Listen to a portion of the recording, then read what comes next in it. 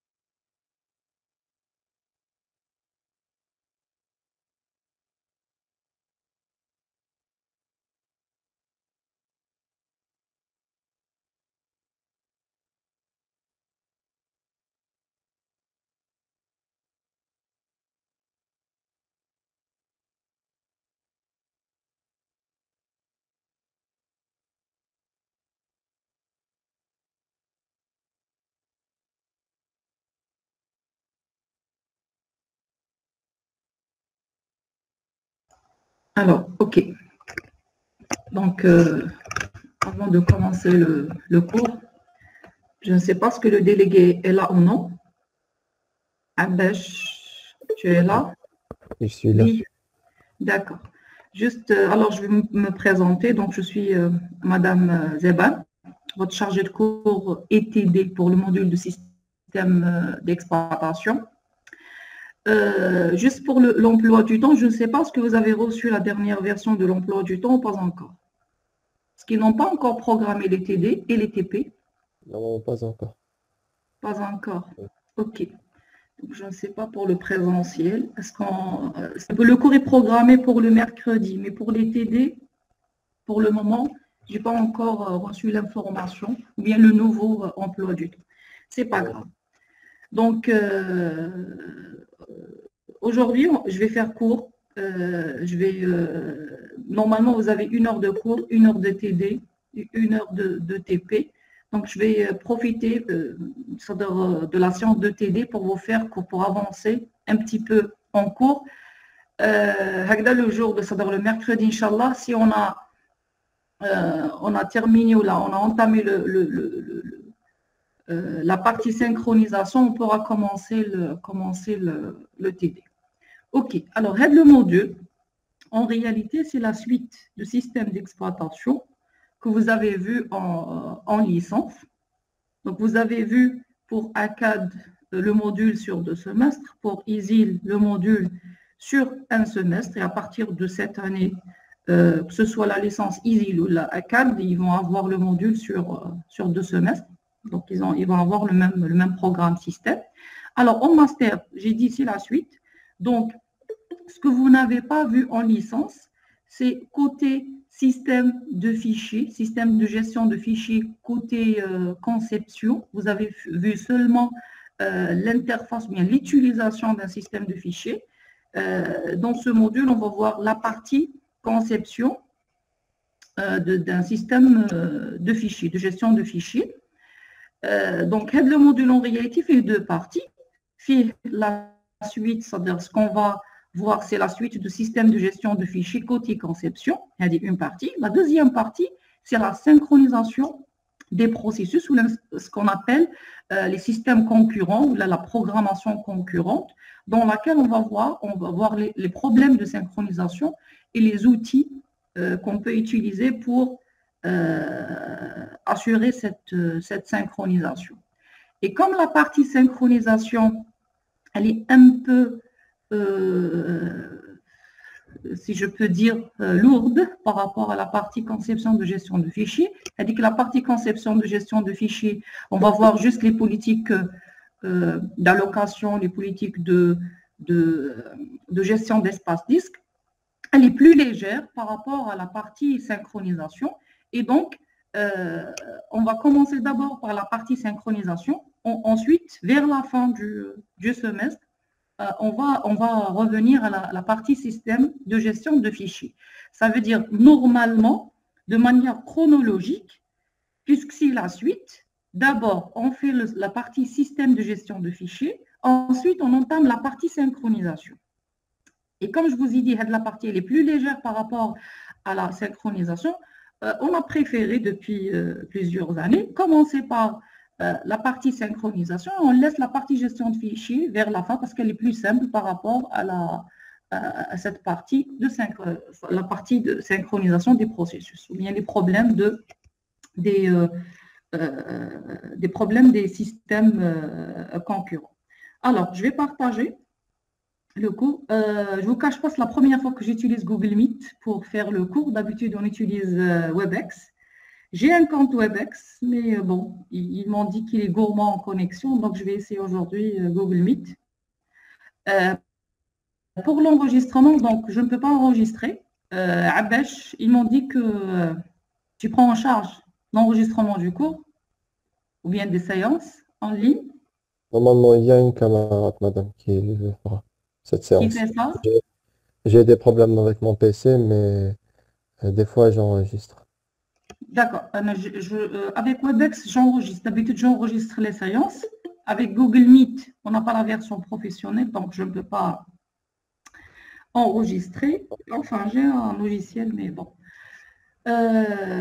Si vous faites, c'est-à-dire si vous avez un outil ou bien un logiciel pour enregistrer, sinon, peut-être pour les prochains cours, je vais essayer d'utiliser WebEx au lieu de Google Meet. Attends. Mahtab, c'est ça? Kautar. D'accord.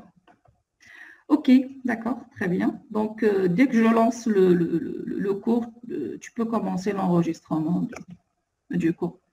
Alors, l'intégrité, une fenêtre, bon, l'intégrité de l'écran, c'est pas grave. Partager.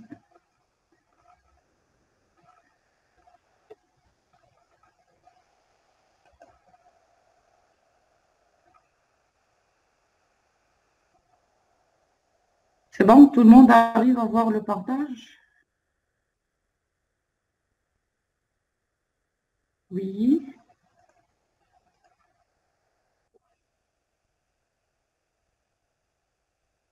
Tout le monde arrive à voir le cours? Oui. Oui, d'accord, très bien.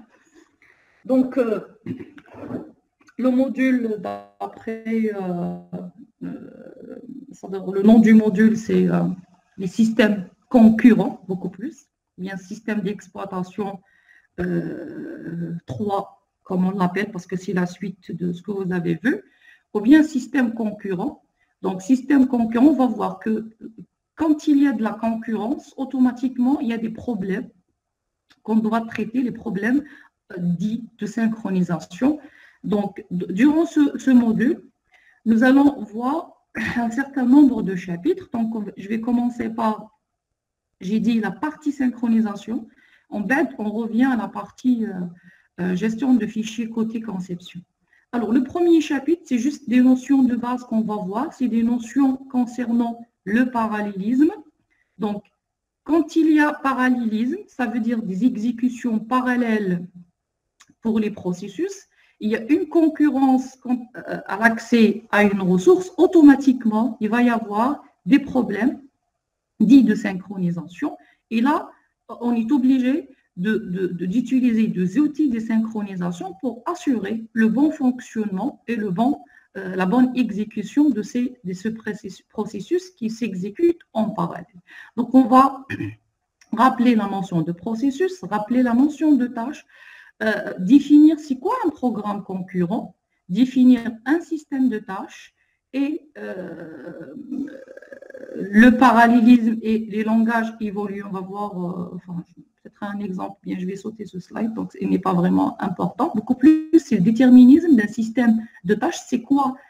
On définit un système de tâches et pourquoi on doit avoir un système de tâches déterministe, dit déterministe, et comment on peut dire que le système de tâches, il est déterministe ou non, en vérifiant ce qu'on appelle les conditions de Bernstein pour dire que je peux faire des exécutions parallèles de certains nombres de tâches. Le deuxième chapitre concerne la synchronisation des processus. Alors, durant l'exécution des processus, il y a ce qu'on appelle l'accès à des ressources. Donc, les processus demandent des ressources. Le plus simple exemple, c'est l'accès au processeur. Quand il y a plusieurs processus sur une architecture monoprogrammée ou une architecture monoprocesseur ou bien une architecture multicore, dans tous les cas, on a un certain nombre de processeurs, le nombre est limité, que ce soit un, bien plusieurs, tout dépend des architectures. Et le nombre de processus, c'est-à-dire on ne peut pas servir tous les processus ou bien tous les programmes en même temps, et donc il y a un accès à ces ressources qui ne doit pas être partagé en même temps, bien utilisé en même temps. Sinon, on a ce problème, automatiquement, j'ai besoin, on dit il y a une concurrence entre ces processus quant à l'accès à ces ressources, et là, on doit trouver une solution pour rendre l'accès possible à tous les processus sans avoir des problèmes, ou bien on les appelle des situations d'incohérence. Donc, je pense qu'il y a des demandes d'accès avec ce Google Meet. Je dois quitter la présentation pour accepter vos camarades. Bon. C'est pas comme le Webex, c'est pas grave. Bon. OK. J'ai dit que le simple exemple, c'est le processeur. Et donc, vous avez vu en licence que pour accéder au processeur, on a besoin d'une politique de scheduling pour gérer ces processus, les ranger dans des fils. Et selon la politique qu'on veut utiliser, on doit servir les processus un à un. Même pour les architectures multicore, il y a plusieurs. Donc, on peut lancer plusieurs processus en même temps. Et là, ça nécessite aussi une gestion. Elle est un peu différente de la gestion de processeurs d'un seul processeur, bien les architectures monoprocesseurs. Ça veut dire que ça nécessite une gestion supplémentaire quant à gérer plusieurs files d'attente en même temps, avoir cette politique de vol de processus, etc. pour éviter, je vais revenir quand on parle de problèmes de synchronisation concernant la politique de gestion de processeurs pour les architectures multicore, il y a un problème de synchronisation parce qu'on lance plusieurs schedulaires en même temps et si les schedulaires accèdent à la même file d'attente, il y a un problème de synchronisation qu'il faut régler. Donc, dans ce chapitre, on va voir, j'ai dit, la synchronisation. Donc, on parle de de problèmes d'exclusion mutuelle. Ça veut dire accès à la ressource en exclusion mutuelle, un exclut l'autre. Ça veut dire si un processus utilise la ressource, un autre processus doit attendre et on doit voir les différentes conditions pour assurer cette exclusion mutuelle. Il y a 4 conditions qu'on va voir. Si la solution qu'on propose, elle satisfait les 4 conditions, on dit que c'est une synchronisation, que c'est une solution de synchronisation à ce problème.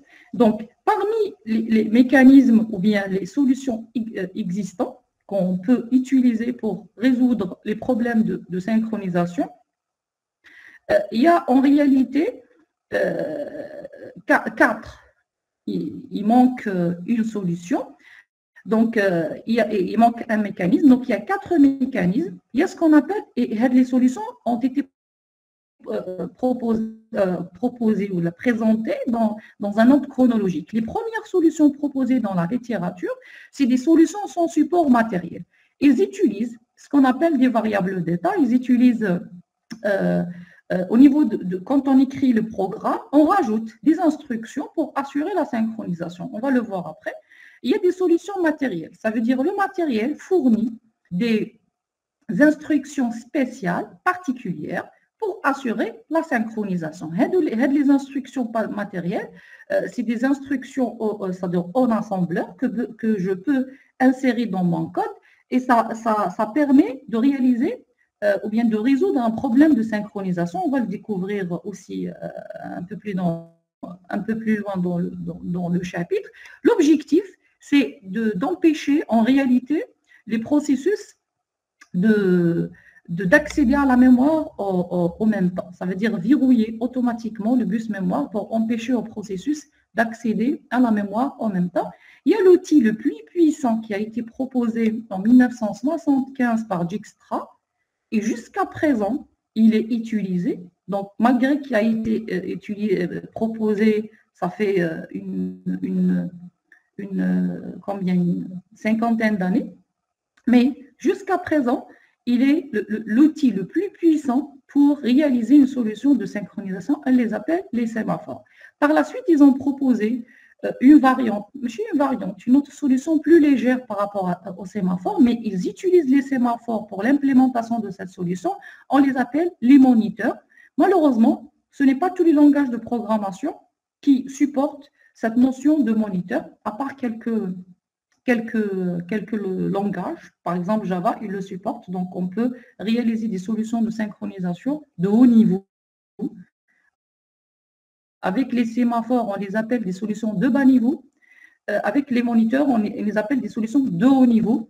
C'est-à-dire, on peut utiliser Java ou d'autres langages aussi. Enfin, même, vous allez voir en TP, Inch'Allah, vous aurez le temps de le voir en TP. On programme les solutions avec les sémaphores et aussi avec les moniteurs.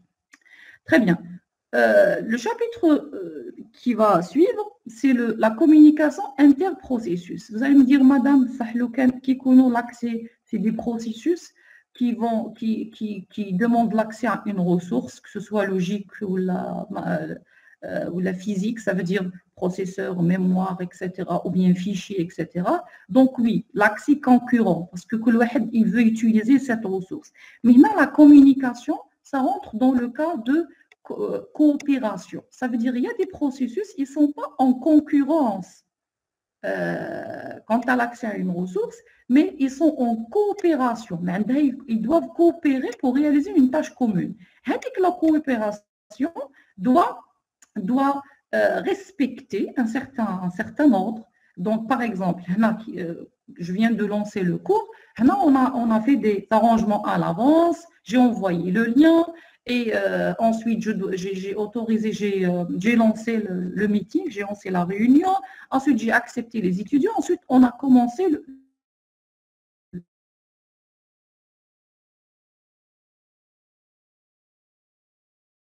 à rejoindre le cours ou bien la séance ou bien le meeting, etc. Donc, c'est la synchronisation. L'envoi du lien précède le démarrage du cours ou bien la présentation ou bien le lancement du cours. Je ne peux pas lancer le cours commencer le cours sans envoyer le lien. Ça veut dire qu'il y a un ordre.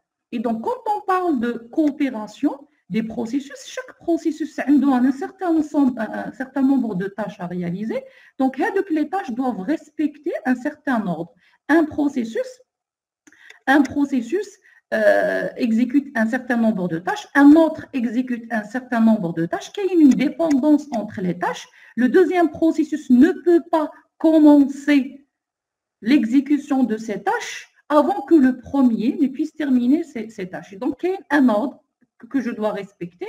Maintenant, il y a aussi le problème de synchronisation qu'on doit régler. Maintenant, ça rentre dans la communication interprocessus. Pour coopérer, ils doivent communiquer. Maintenant, on va voir deux types de communication. Communication par partage de variables, communication par échange.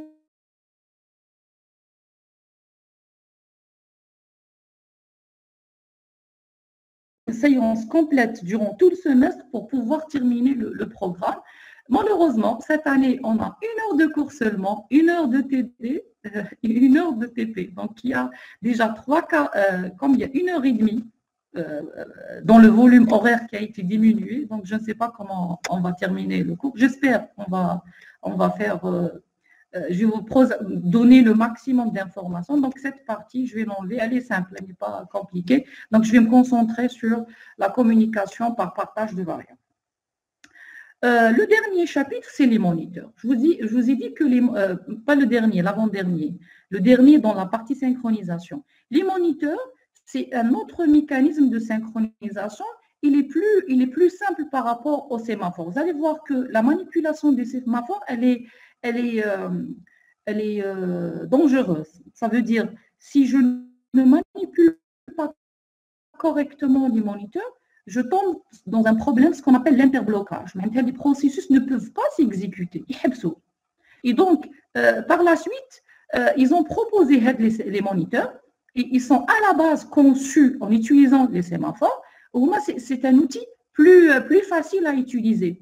Et donc, c'est de la programmation. C'est comme si je suis en train de programmer avec n'importe quel langage, sauf que je dois respecter certaines conditions quand j'écris mes parties de code. Donc, c'est des fonctions qu'on va écrire.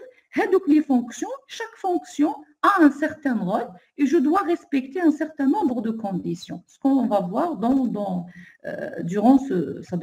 en arrivant à ce chapitre, durant ce semestre. Alors, le dernier chapitre, comme je l'ai dit au début, c'est le système de gestion de fichiers. Vous avez vu l'utilisation de ce système de gestion de fichiers, le SGF, et là, on va voir côté conception, beaucoup plus, on va voir les différents modes d'accès, on va voir les modes le plus important, les méthodes d'allocation de blocs physiques, comment allouer un espace, comment accéder à un bloc physique sur le disque, et bien sûr, le temps d'accès. Quand je veux lire un fichier, quelle que soit sa taille, le plus important dans un système, c'est le temps de lecture. C'est-à-dire, il ne faut pas avoir un temps élevé. Mais si je fais un fichier, je vais rester une éternité pour pouvoir consulter son contenu. Il y a le rôle de la mémoire virtuelle. Donc, on a la technique de gestion de la mémoire centrale. Deuxièmement, on a la technique qui gère l'espace, bien le disque. C'est pour lire, localiser mon fichier sur disque, ramener ces blocs ou bien ces données. Donc, il faut avoir vraiment un temps d'accès réduit. Et Linux propose la meilleure politique dans ce sens. Et quelle que soit la taille de fichier, quelle que soit la taille de fichier, au maximum, je fais 4 accès disques pour lire le fichier. Ça veut dire, j'ai dit au maximum. Maintenant, je peux avoir 3 accès disques. Maintenant, dire une lecture, une entrée-sortie.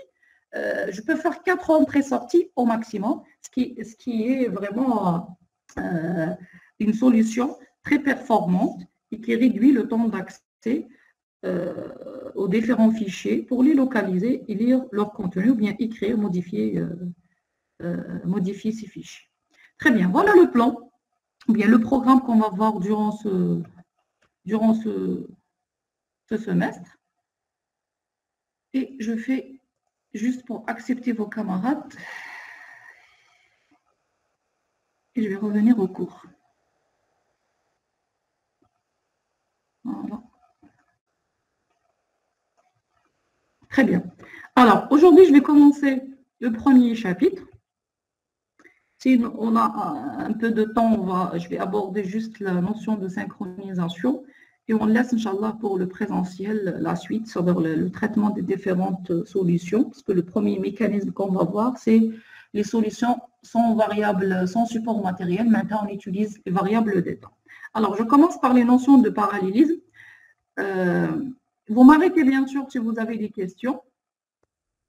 Alors, tout le monde, c'est quoi un processus? Oui ou non? Oui, non, c'est des rappels.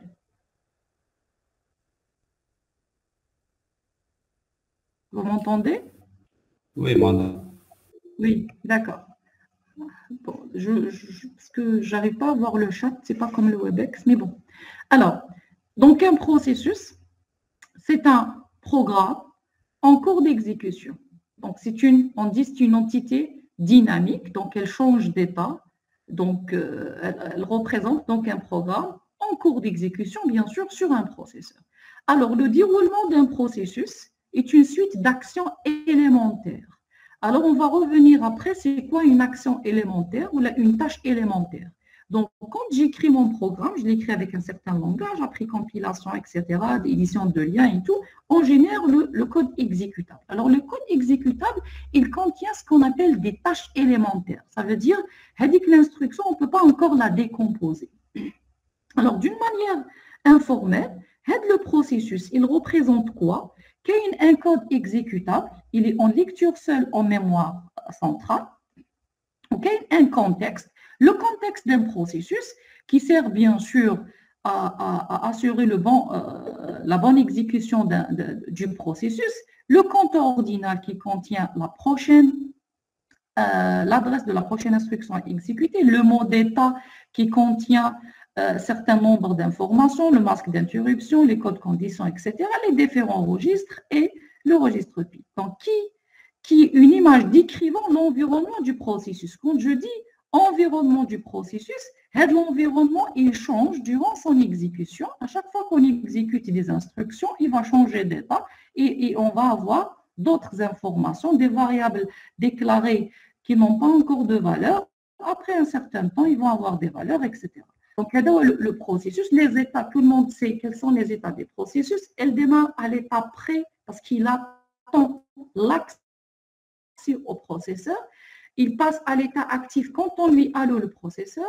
Il passe à l'état bloqué quand il demande une ressource physique ou bien logique. La partie, bon, je quitte pour accepter vos camarades. Je ne sais pas s'il y a un autre moyen de le faire, les accepter sans quitter la présentation. Je ne sais pas. Bon. Vous pouvez désigner un admin, madame. Comment? Vous pouvez désigner un admin pour les accepter.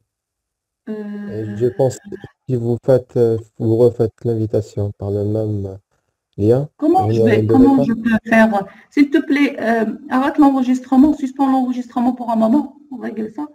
C'est une interruption qui a pris beaucoup de temps. Bon, on reprend. Tu redémarres l'enregistrement, s'il te plaît, Kautal. Je me rappelle bien de ton prénom. Oui.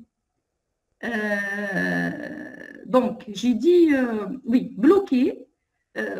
En licence, vous avez vu que l'état où un processus, le cas où un processus, il demande une entrée-sortie, demande l'accès à un périphérique, je le mets à l'état bloqué. Maintenant, vous voyez, il a demandé une ressource physique. Je le mets à l'état bloqué. Il y a des cas où un processus, il peut se bloquer volontairement. Par exemple, quand un processus perd, il crée un processus fils. Il attend la terminaison de fils pour pouvoir poursuivre son exécution. Donc, c'est une attente volontaire. Vous voyez, il n'attend pas une ressource physique. Oui, il n'a pas demandé une ressource physique. C'est une attente volontaire. Ça rentre dans la coopération entre le processus, la communication entre le processus. Et donc, le processus FIS, quand il termine son exécution, il va signaler au père sa terminaison, et là, le père, il va se terminer. Avec le processus qui est en attente de son fils, la terminaison de son fils, on dit il est à l'état bloqué. Il est mis dans une file d'attente, mais chez la file d'attente associée au périphérique, c'est une file d'attente. Il est bloqué, on dit il est bloqué derrière une condition, l'attente de la terminaison d'un fils. Et quand le processus fils se termine, on le débloque. C'est un cas. On va voir le cas à la synchronisation quand on veut accéder à des ressources physiques.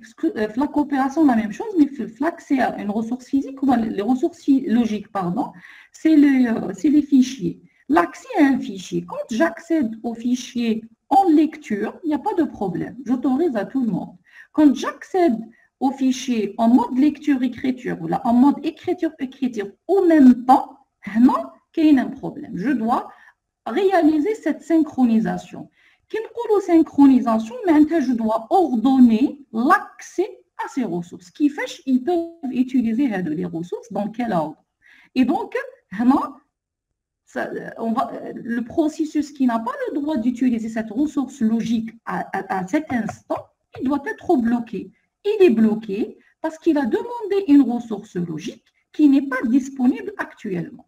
Et donc, on va voir, c'est-à-dire l'état bloqué, il y a plusieurs cas. Parmi les cas, il y a les cas de l'accès à une ressource qui n'est pas, on dit, elle n'est pas partageable, maintenant ils ne peuvent pas l'utiliser en même temps. Pour résoudre, on bloque un processus pour assurer une bonne synchronisation de ces processus. Très bien. Alors les états, c'est la transition d'état. Tout le monde le sait, il passe de prêt à actif, on lui alloue le processeur, de actif à bloqué quand il demande une ressource, bloqué après, on lui alloue la ressource.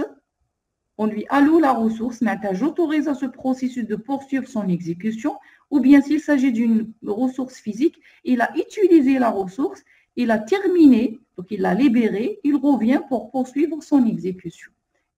Et bien sûr, le cycle se poursuit jusqu'à la terminaison de ce processus. Alors, la notion de tâche, donc une tâche, j'ai dit tout à l'heure, une tâche est une unité élémentaire de traitement ayant une cohérence logique. Ça veut dire une tâche, elle peut être une instruction, comme elle peut être un ensemble d'instructions élémentaires. Donc, si l'exécution de T1, T2, Tn, on doit écrire P, c'est juste une représentation. P, il est constitué d'un ensemble de tâches T1, T2, Tn. T1, c'est lire X. Mais c'est une simple instruction. C'est un appel système qui déclenche par la suite l'exécution du pilote, etc., pour réaliser la lecture de la valeur de X. Cette instruction X reçoit X plus 1, c'est une instruction, mais elle n'est pas simple, elle n'est pas élémentaire. Je peux encore la décomposer en assembleur en 3 encore tâches élémentaires. Donc, je ramène la valeur de X. Je lui rajoute 1. Le résultat, je vais l'affecter à X. Donc, Heidi, elle contient en réalité 3 tâches élémentaires, ou bien 3 instructions élémentaires. Et donc, la tâche T2, elle est formée de ces 3 tâches. La dernière, c'est un appel système aussi, la troisième tâche. Alors, le problème, il se pose, donc, la définition d'une tâche, c'est-à-dire un processus, je l'ai écrit avec un certain langage. En compilant, je vais avoir un ensemble d'instructions, un ensemble de tâches. Ça veut dire que je vais éclater les tâches non élémentaires en tâches élémentaires. Le problème qui va se poser, on va voir par la suite, lors de l'exécution, surtout en temps partagé, et qu'en temps partagé, quand on fait une exécution, je peux arrêter le fin de quantum, arrive à n'importe quel moment. Il peut arriver ici, il peut arriver ici. J'ai ramené la valeur de X, mais je n'ai pas encore incrémenté. J'ai incrémenté, je n'ai pas encore envoyé la valeur à la mémoire. Donc, je ne peux pas connaître à quel moment j'arrête le processus pour pour passer à un autre processus. Bien sûr, il y a la sauvegarde du contexte qui est réalisée, mais derrière, si pour certains scénarios, je dois prendre d'autres mesures, ce qu'on va voir en définissant les situations d'incohérence, que ce soit dans le parallélisme total ou le pseudo-parallélisme. Alors, c'est quoi un programme concurrent? On sait que HADA, c'est un processus. Donc, les processus ou le programme concurrent, à quel moment je dis le programme, c'est un programme concurrent? Donc, concurrent, donc c'est un programme concurrent, c'est quoi? C'est un programme dont certaines instructions ne s'exécutent pas de manière séquentielle. Wesh معناتها le processus ou bien le programme نسميه concurrent quand un certain nombre d'instructions ne s'exécutent pas de manière séquentielle. معناتها je peux les exécuter en parallèle. Donc, elles s'exécutent en parallèle et non pas en séquentiel. En séquentiel, il n'y a pas de problème. Alors, quand on parle d'exécution séquentielle, on ne parle pas de programme concurrent, on ne parle pas de synchronisation. Quand il y a le parallélisme, on parle de programmation concurrente, on parle de synchronisation, etc. Ça veut dire que c'est des variantes du problème ou bien c'est des variantes de programmes qui peuvent s'exécuter en parallèle. Par exemple, la réservation, vous utilisez par exemple un outil pour faire des réservations en ligne. Le booking, par exemple, réserver une chambre d'hôtel ou là, en parallèle. Tout le monde utilise la même application. Et donc, l'application, en réalité, c'est un programme concurrent. Parce que la même application, elle peut être utilisée en même temps, exécutée en même temps, sur différentes machines, et qui accèdent aux mêmes informations à un moment donné. Et donc, ça nécessite une synchronisation. Alors, le parallélisme, donc, quand on parle de programme concurrent, automatiquement, il y a la notion de parallélisme qui est là. Donc, il y a le parallélisme, que ce soit un vrai parallélisme ou là, un pseudo-parallélisme. Donc, la concurrence implique deux modes d'exécution. Qui connaît une concurrence, il y a deux modes d'exécution, parallélisme et la séquentialité entre les tâches. Il y a des tâches qui peuvent être exécutées en parallèle sans aucun problème. Il y a des tâches où il y a des instructions, mais on ne peut pas les exécuter en parallèle. Lorsqu'on on les exécute en parallèle, ça crée un problème et donc on doit les exécuter en séquentiel. Maintenant, on écrit un programme. Avec le programme, il peut être exécuté en parallèle avec un autre programme, mais dans le code de ce programme, il y a une partie ou bien un ensemble d'instructions lequel la partie de ces instructions s'exécute en parallèle avec d'autres programmes, ça va créer un problème. Et donc là, je dois prendre des mesures à l'avance.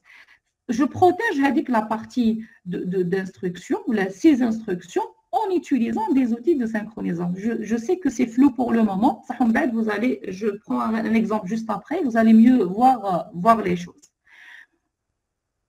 Donc, parallélisme, ou bien programme concurrent. Donc, on parle du parallélisme. Et la concurrence fait deux modes d'exécution. Qui connaît un programme concurrent, il va être exécuté en totalité en parallèle. Il s'exécute en parallèle, mais il y a des parties qu'on ne peut pas exécuter en parallèle avec d'autres processus, bien d'autres parties dans un autre processus. Et là, on doit forcer le programme à exécuter les parties en séquentiel. Donc, le parallélisme, il y a ce qu'on appelle le parallélisme réel, ou il y a le parallélisme, ou bien le pseudo-parallélisme. Alors, sur vos machines, vous avez les deux.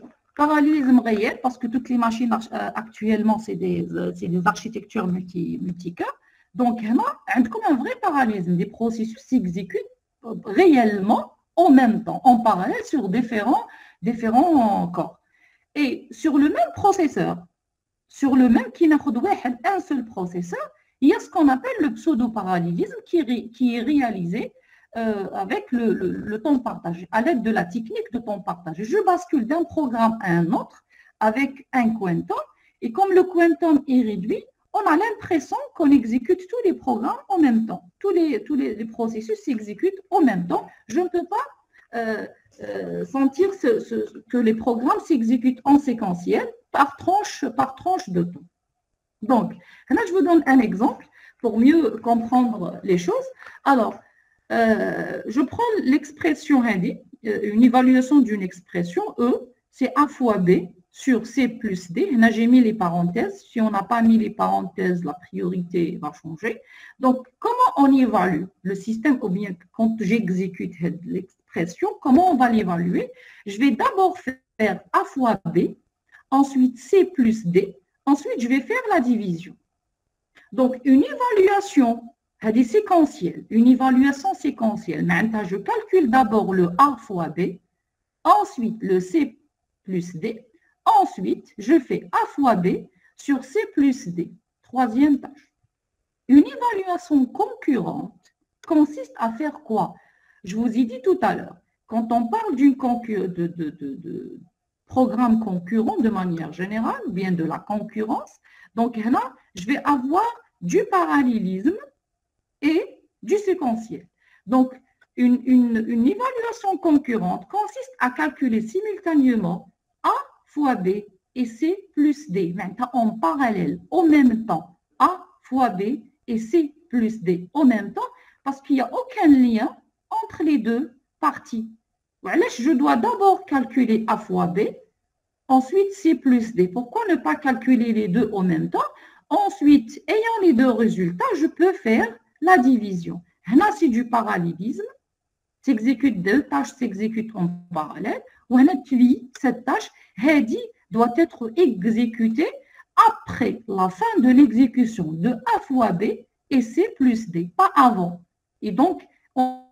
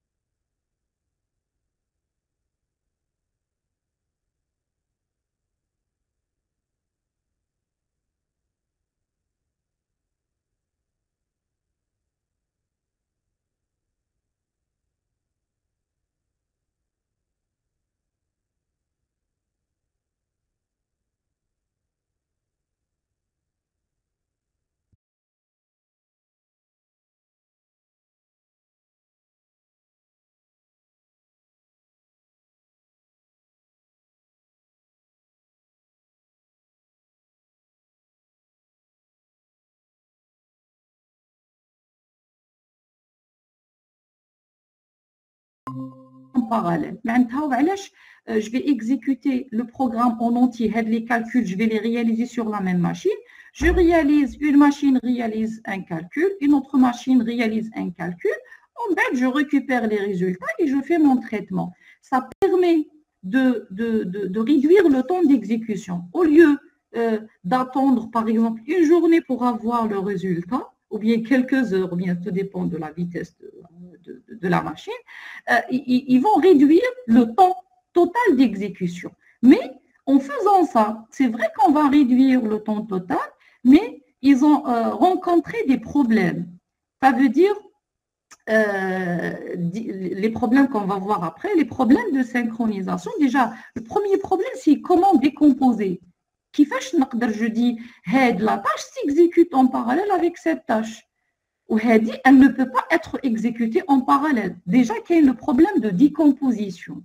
Deuxièmement, il faut définir aussi l'ordre. La tâche, elle ne doit pas être exécutée jusqu'à ce que les deux tâches soient terminées.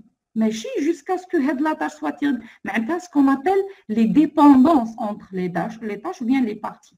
Par la suite, ça devient, bien sûr, c'est la première idée de décomposition, d'avoir cette programmation concurrente, etc. C'est l'apparition des premiers problèmes de synchronisation. Par la suite, les techniques de synchronisation ont été utilisées parce qu'on peut faire des réservations en ligne, on peut par exemple, la synchronisation des outils de transport, le tram, le métro, etc. Donc, par la suite, les outils ont été utilisés pour d'autres besoins, pour d'autres objectifs. Mais l'idée de base, c'était de trouver un moyen d'exécuter un programme qui fait des calculs tout en réduisant le temps total d'exécution. Et suite à ça, ils ont trouvé des problèmes. Et la solution à ces problèmes, c'est trouver un outil de synchronisation, les outils qu'on va voir dans ce module. Alors, donc, un système de tâches, à la décomposition, j'ai un programme, je vais les décomposer. C'est comme la création d'un fils. Des fois, pourquoi un programmeur doit créer un fils ou bien des fils, plusieurs fils? C'est pour réduire le temps de réponse.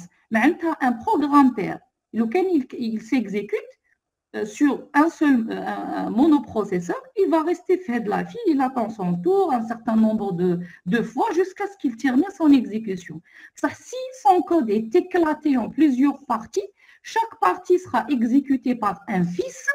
Donc, les fils, ils vont être considérés comme des processus indépendants. Le système enfin, il sait que c'est un processus fils de tel prospère, mais il ne fait pas de différence. Il va les insérer dans la même file d'attente ou là dans des files d'attente des autres processeurs si on est dans les architectures multiprocesseurs ou la multicore. Donc, ils vont être exécutés en parallèle. Maintenant, on réduit en réalité le temps d'exécution.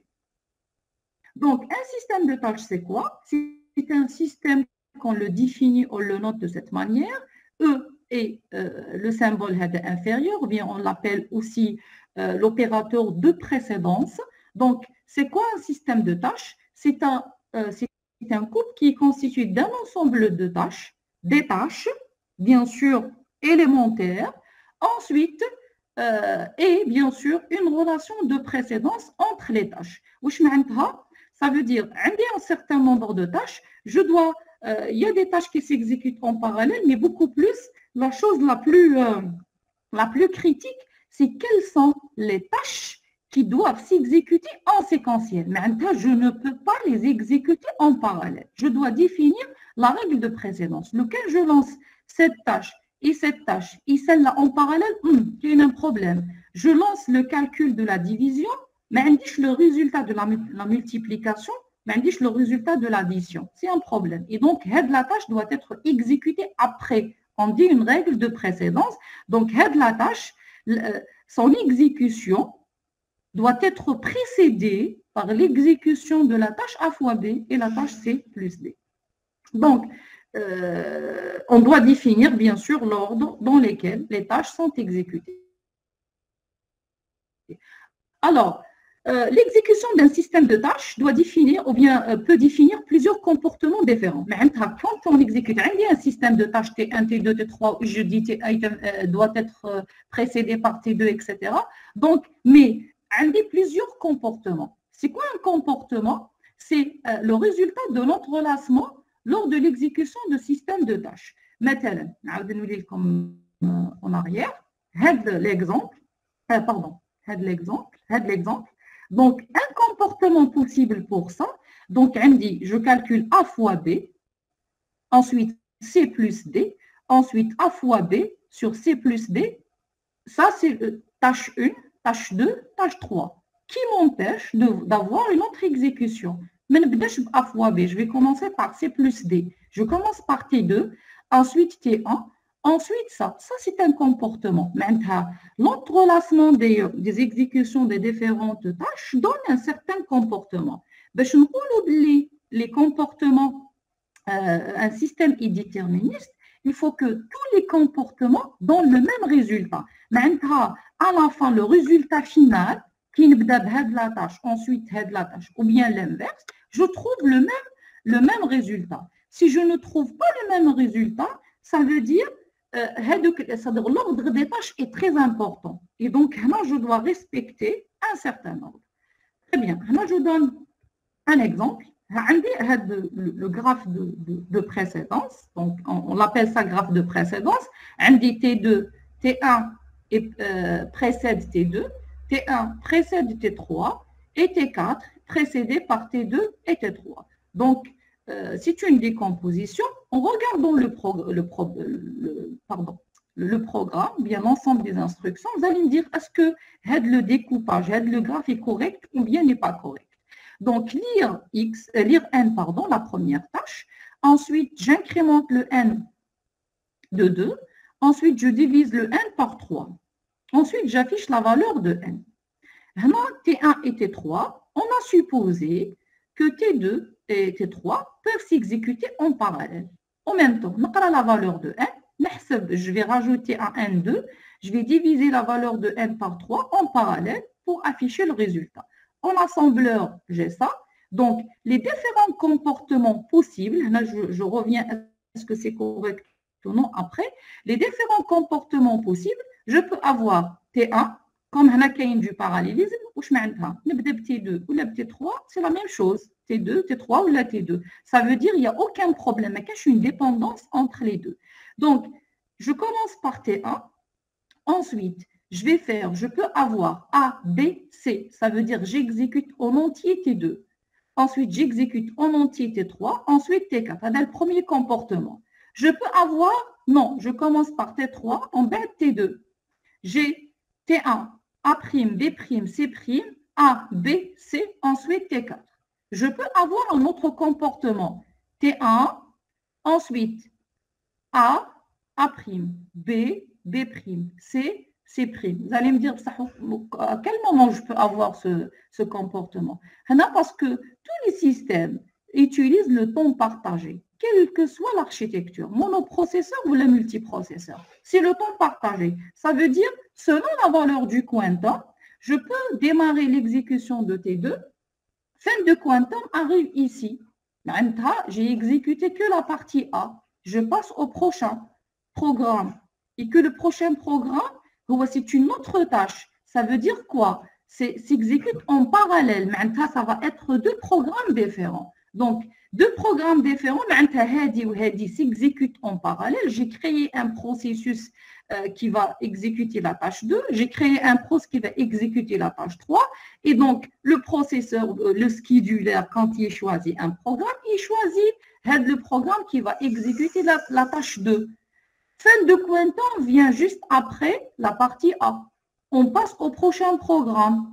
Comme par hasard, je vais avoir le processus ou bien d'autres processus. Ce n'est pas grave. L'essentiel, le système de tâches, un comportement possible durant l'exécution. Donc, je peux passer au deuxième processus qui va exécuter T3. Il va faire juste A'. Ensuite, je reviens à T2. C'est B', c'est B, ensuite B', C, etc. Bien sûr, je peux avoir des exécutions de d'autres processus entre l'exécution du processus qui se charge de T2 et là qui se charge de T3. Mais là, je m'intéresse seulement à cette partie de code.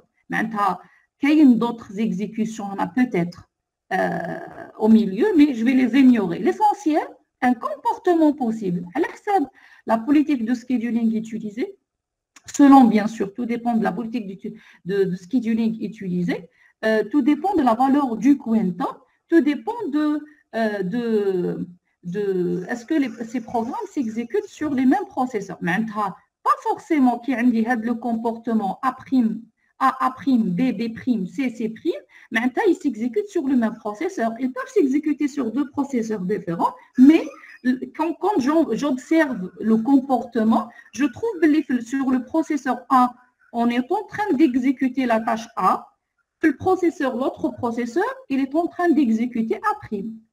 Donc, tout dépend de l'ordre d'arrivée des processus dans les files d'attente, sur quel processeur exécuter, et la valeur du quantum, je vais obtenir différents comportements.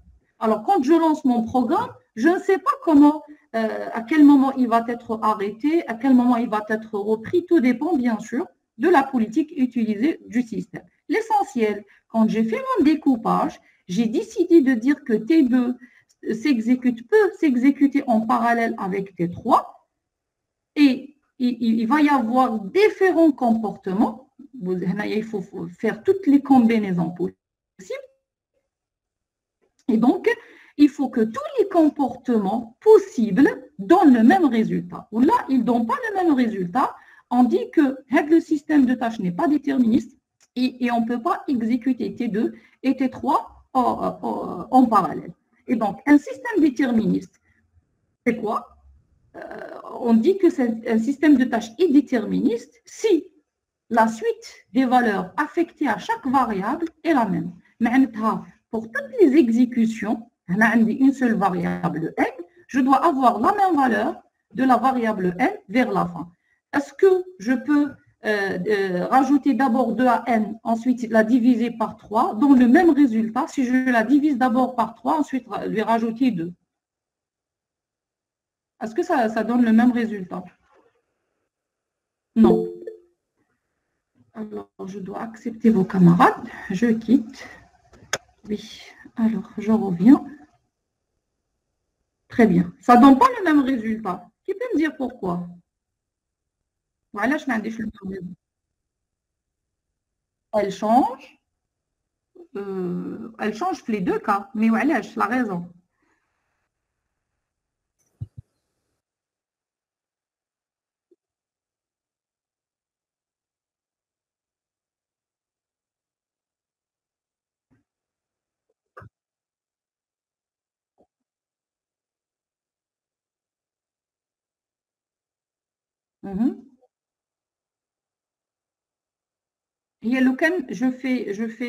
On prend un simple calcul. Par exemple, si j'exécute T2, ensuite T3, ou la T3, ensuite T2, est-ce qu'on a dit le même résultat en réalité? Non, non, impossible. Le problème qui se pose, c'est que le vrai problème, je peux voir que T3 ne peut pas être exécuté avec T2, avec T3 en parallèle, même l'ordre. Séquentiellement, T2, ensuite T3 ou la T3, ensuite T2, je suis le même opérateur et donc ça ne donne pas le même résultat. Le problème est que des fois, la même instruction exécutée par deux processus différents, à cause de ça, à cause du quantum, à cause des découpages, ça veut dire à cause de ces comportements, je peux ne pas avoir le même résultat. Et le problème de synchronisation, comme un simple problème de synchronisation, déjà, les comptes bancaires. Alors, les banques, le monde entier, quand un outil de synchronisation, les logiciels qui utilisés pour faire des versements, pour faire des retraits, etc., toutes les transactions doivent obéir à des contraintes de synchronisation. Sinon, soit le résultat final avec le compte, soit il y a comme un gonflement, avec le compte, il va avoir une somme qui n'est pas réelle, mais une somme différente de la somme d'argent que je dois avoir, ou bien comment on dit, un déficit. Voilà. Donc, je vais avoir moins de... C'est-à-dire, ce n'est pas la somme. Soit, bon, pour ceux qui vont avoir une somme plus élevée, ils sont heureux. Pour les autres, non. Donc, c'est très... déjà pour les attaques de sécurité, etc., c'est-à-dire pour ceux qui veulent modifier ou bien attaquer, par exemple, des banques, bien des comptes bancaires, ils détectent les types de ces failles en réalité dans la synchronisation pour modifier les sommes d'argent qui se trouvent au niveau des différents comptes. Donc, voilà, je dois avoir un outil de synchronisation pour un compte bancaire. Donc, on dit un compte bancaire, on dit des transactions. Il fait un versement, il fait un retrait, par exemple, au même temps. Et donc, au même temps pose problème. Donc, il faut avoir un outil de synchronisation. Je vais l'introduire juste après, comme des exemples. Juste après, je dois avoir, pourquoi j'ai ce problème et pourquoi je dois avoir un outil de synchronisation.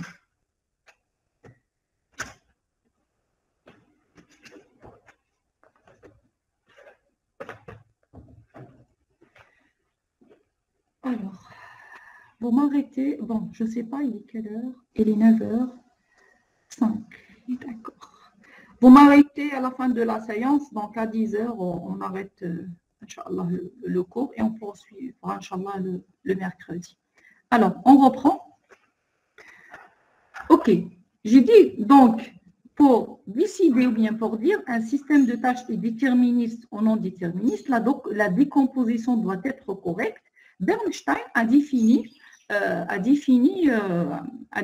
des conditions. Donc, on les appelle des conditions de Bernstein. Alors, deux tâches peuvent s'exécuter en parallèle sans risque d'incohérence ou bien d'interférence, si seulement si les règles de Bernstein suivantes sont respectées. Des tâches, je dis que la tâche T1 peut s'exécuter en parallèle avec T2. Il faut que le domaine de lecture inter le domaine d'écriture égale l'ensemble vide. Mais la tâche utilise un certain nombre de variables.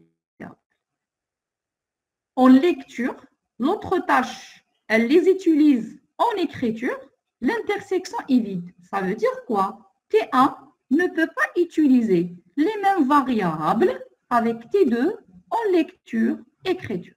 Ou bien T1 les utilise en écriture et T2 en lecture, ou bien les deux utilisent les variables en écriture. Je reviens en arrière. Les tâches.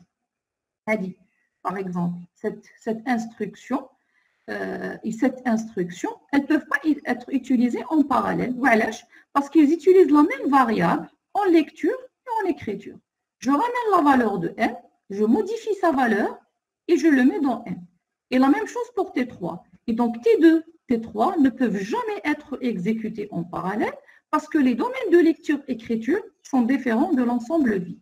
Et donc, en calculant ces conditions, je peux faire une décomposition de tâches sans problème pour dire que ces tâches vont être exécutées en parallèle ou bien en séquentiel.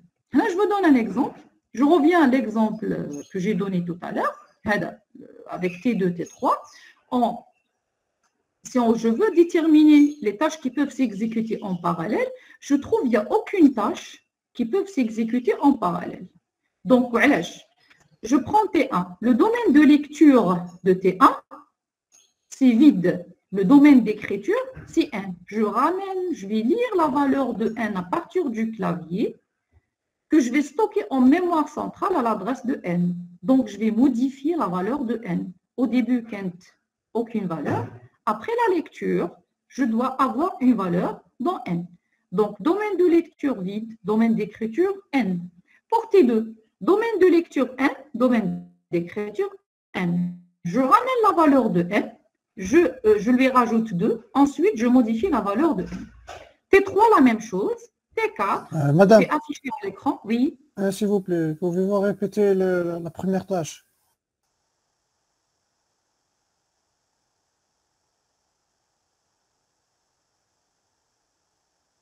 Pourquoi la... Oui, oui, lire, c'est je vais lire à partir du clavier, c'est un appel au SVC, je vais lire à partir du clavier n, un certain nombre de caractères que je vais placer à l'adresse de n. La valeur, le clavier, ça veut dire c'est l'utilisateur qui va introduire la valeur, que je vais stocker dans la valeur de n. L'opération, c'est vrai que j'ai écrit en algorithmique lire n, la valeur de n. Mais en réalité, l'exécution de cette instruction va la valeur de n. Je vais changer la valeur de n. J'ai lu une valeur à partir du clavier et je vais l'insérer ou bien je vais la placer dans l'adresse de n. Mais la variable n, c'est une variable qui a été modifiée. Mais quand tu as une valeur, après l'exécution de T1, ou tu as une valeur. Et donc, le domaine d'écriture de la tâche T1, c'est n. La variable n qui a été modifiée. Quand tu as une valeur, vous dites une valeur.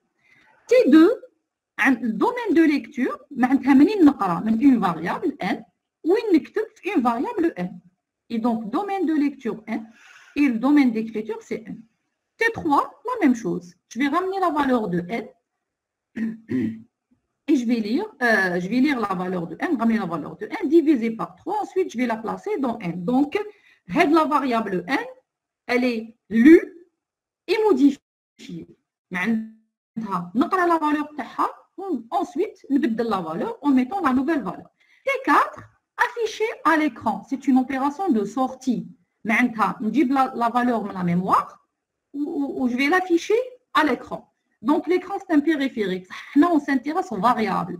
Alors, منين نجيب la valeur من n, la mémoire. Donc, le domaine de lecture, c'est n. Le domaine d'écriture, c'est vide, mais qu'il n'y a aucune variable. L'écran, c'est un périphérique. Et donc, aucune variable qui sera modifiée suite à l'exécution de cette instruction. Donc, en recensant les tâches et les domaines de lecture-écriture, en calculant, en calculant ou bien vérifiant les conditions de Bernstein, on va trouver ce graphe de précédence. Alors, il y a une loi ou bien une règle qui ne change jamais dans un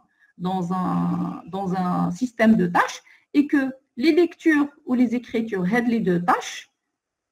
Je ne peux pas, par exemple, manipuler une variable avant son initialisation. T1 doit précéder toutes les autres tâches car on ne peut pas utiliser la variable n avant son initialisation.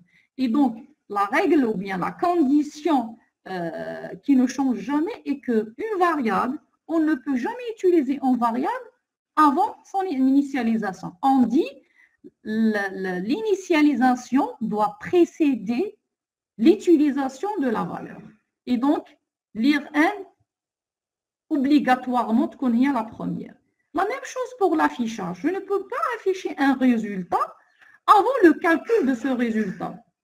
Et donc, les deux tâches, lire n, écrire n, la première, l'autre la dernière. Il ne reste les tâches au milieu, les différentes instructions. Tout dépend des domaines de lecture, écriture.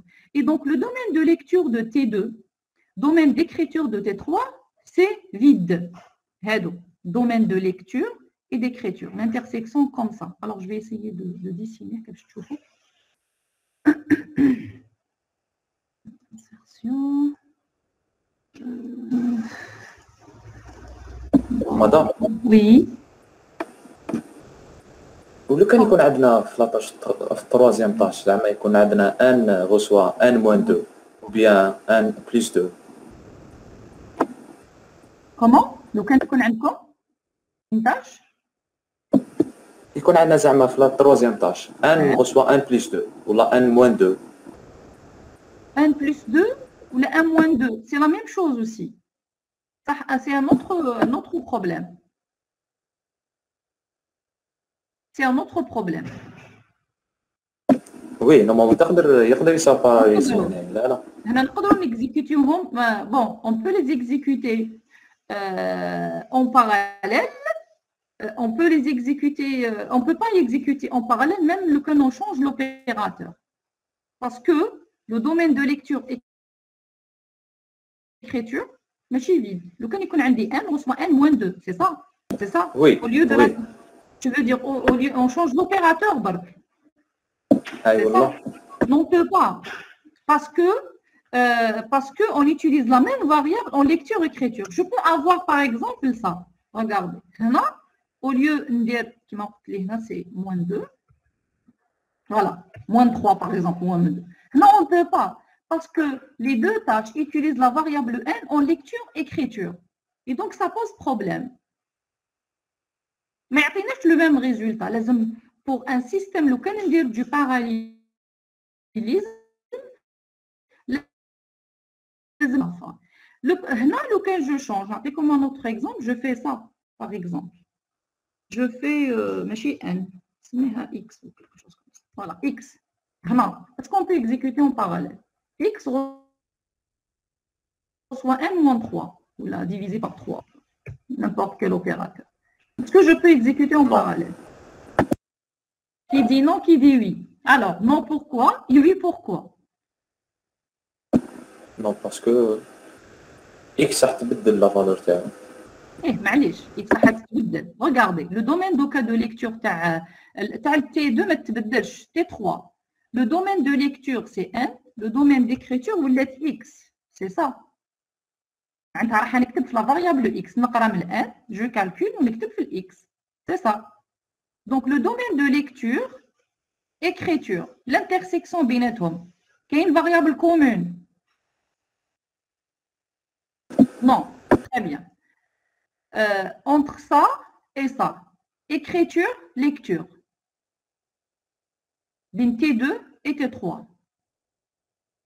Oui. Intersect, oui. Donc, là, on ne peut pas exécuter en parallèle. Différent de 0, différent de l'ensemble vide, on ne peut pas exécuter. Lequel, par exemple, je fais ça. Là, on dit une autre variable, par exemple Y. Donc, le fait qu'ils partagent, partage de variables.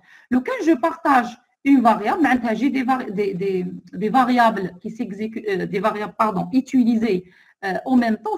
En même temps, نقدر نستعمل هذوك les valeurs des variables en parallèle, en même temps, sans avoir de problème.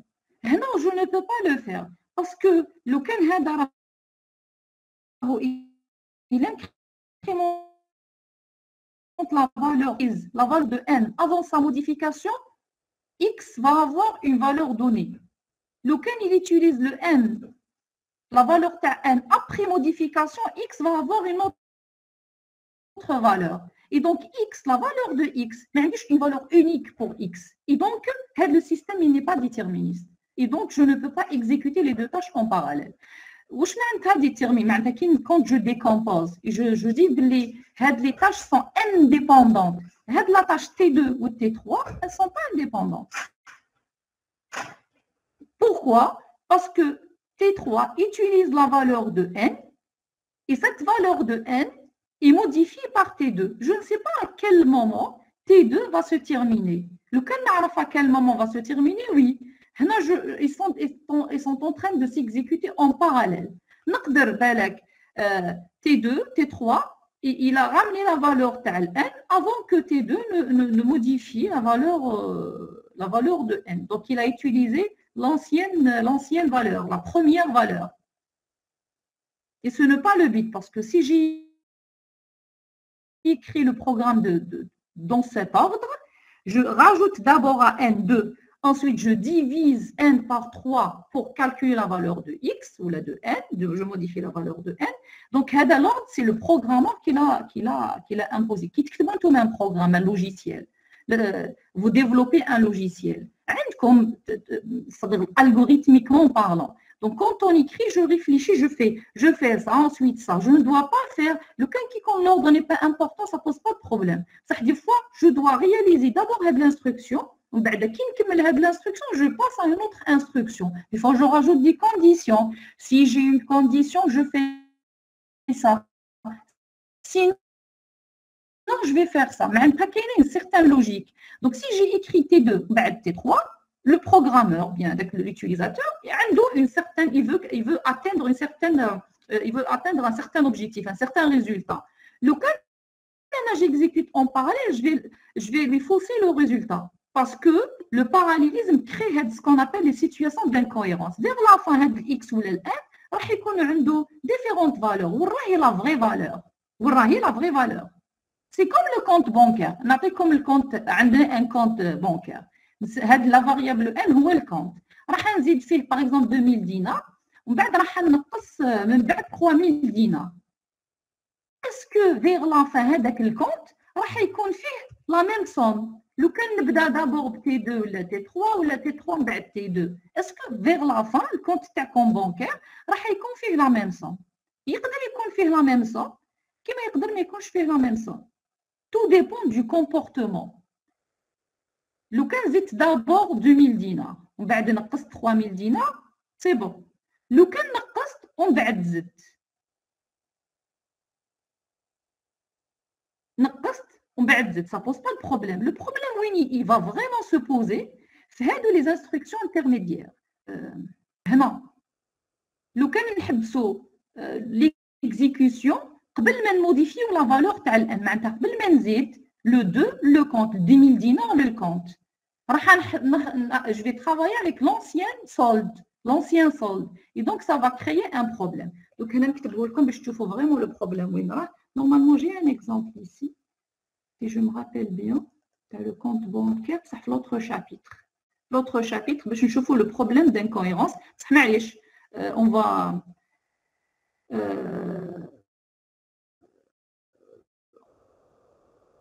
on le fait en avance, c'est pas grave. Je vais rajouter juste un slide. Donc, je le fais. Voilà. Par exemple, un compte. Normalement, j'ai le slide. Attendez. J'écris. Voilà. Avec l'exemple. On a précipité les choses. معليش. C'est pas grave. Donc, l'incrémentation d'un compteur entre deux processus. Il y a vraiment deux processus ou là deux tâches en parallèle. راح نخدم en assembleur. وإلا كانت la valeur تاع الكونتور c'est 1 فيها la valeur 1 initialement. كي نديرو l'autorelation les différents comportements واش راح يمدونا à la fin différentes valeurs 0, 1 et 2.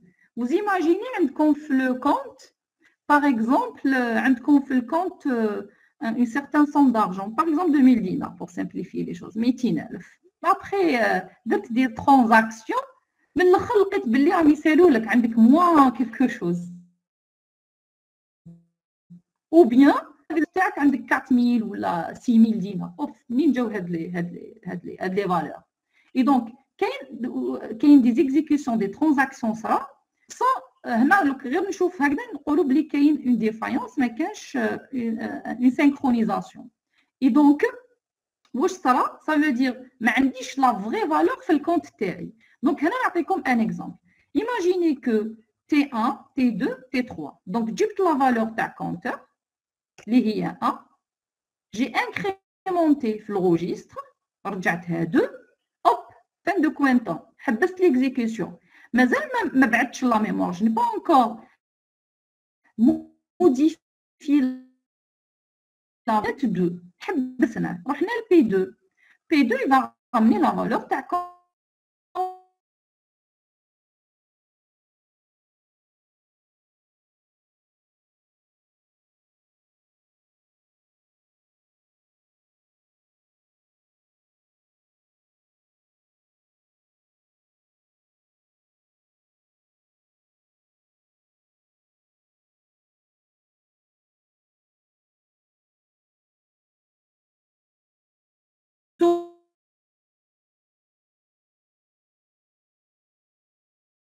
واش كان فيه on l'a déjà sauvegardé. كي نعاود نولي ل P2 AX j'écrase son contenu avec sans crainte ما عنديش problème.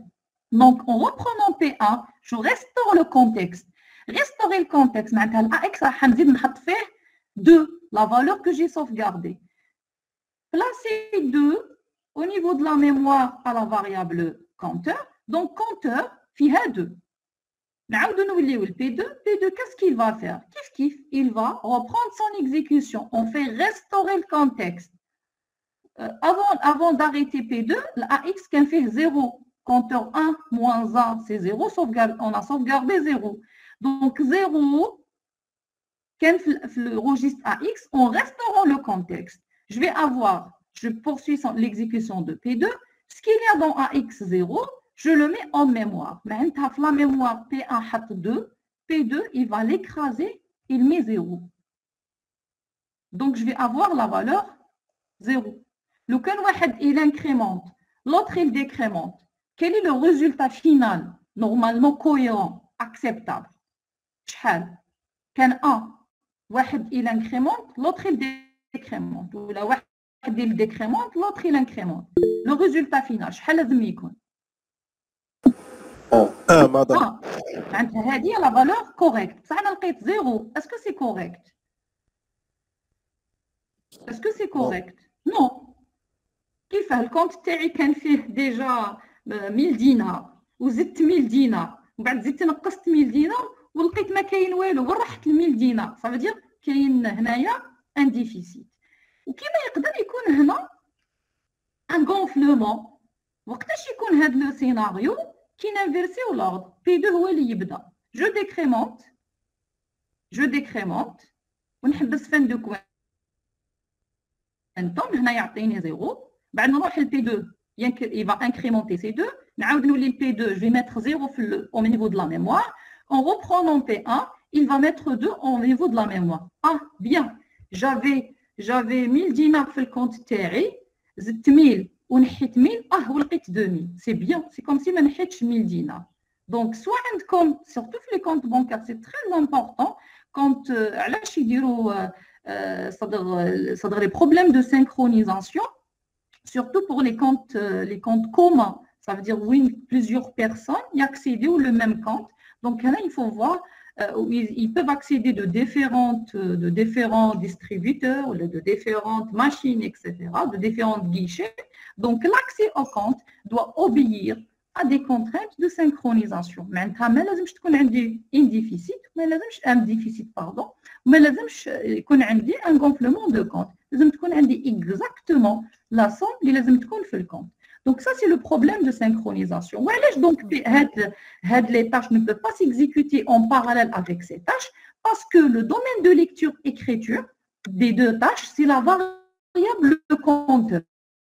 Et donc, je ne peux pas les exécuter en parallèle. واش معناتها؟ معناتها P1, il s'exécute حتى يكمل, وبعد P2, il s'exécute jusqu'à la fin, ou bien l'inverse. La totalité de la tâche, ما نقدرش نقسم la tâche. On n'autorise pas les interruptions durant ces tâches. Je reviens au problème de synchronisation et les outils. من بعد. هنا عطيتكم برك un exemple pour comprendre. Donc, je reviens à notre exemple.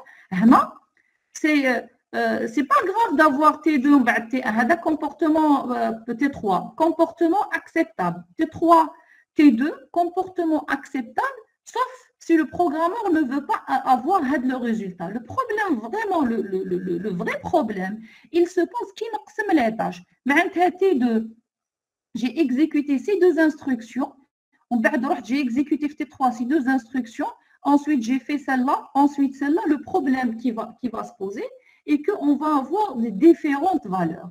Qui dit différentes valeurs dit système non déterministe, dit que ces deux tâches ne peuvent pas être exécutées en parallèle. Et donc, là, c'est pour dire qu'un système est déterministe et les tâches peuvent s'exécuter en parallèle, on doit vérifier les conditions de Bernstein, les domaines de lecture, écriture, je prends lecture, écriture, intersection vide, écriture, lecture, intersection vide, écriture, écriture, intersection vide, pour dire que les tâches peuvent s'exécuter en parallèle. Alors, pour s'exercer, comme l'exercice, on dirait la correction, bon, je ne sais pas, il me reste combien de temps? Oh my God. Je dois quitter pour voir l'heure. Bon, j'accepte aussi, il est arrivé en retard. Alors, il nous reste encore une demi-heure. Très bien. Alors, c'est le temps je vous laisse le temps de réfléchir à cet exercice. Donc, supposons, c'est quand vous voulez. Soit je le laisse pour vous travailler chez vous, à tête reposée, pour revoir tout ça. Et on le corrige la prochaine fois. Ou bien on le fait aujourd'hui. C'est quand vous voulez. Mais je poursuis le cours. Hein. Alors, vous décidez. Allô, allô. Pour moi, on le fait maintenant. On le fait maintenant. D'accord. Je suis 9h30. Je vous laisse à peu près 10 minutes pour réfléchir à l'exercice. Vous calculez sur papier les conditions de Bernstein. Vous avez T1, T2, T3, T4, T5. Ça va prendre un peu de temps pour le faire en réalité. Mais ce n'est pas grave. On va faire le début. Je vous laisse poursuivre le reste chez vous. Alors, T1, T2, T3, T4, T5 et T6. Les tâches. On vous demande de tracer le graphe de précédence ou bien on met aussi le graphe de parallélisme maximal. Maintenant, voilà vraiment les tâches que je peux exécuter en parallèle. Et donc, vous appliquez la même chose. Vous calculez les conditions de Bernstein. Donc, les tâches, domaine de lecture, domaine d'écriture, et vous calculez ou les tâches qui peuvent s'exécuter en parallèle. Donc, je vous laisse le temps de le faire.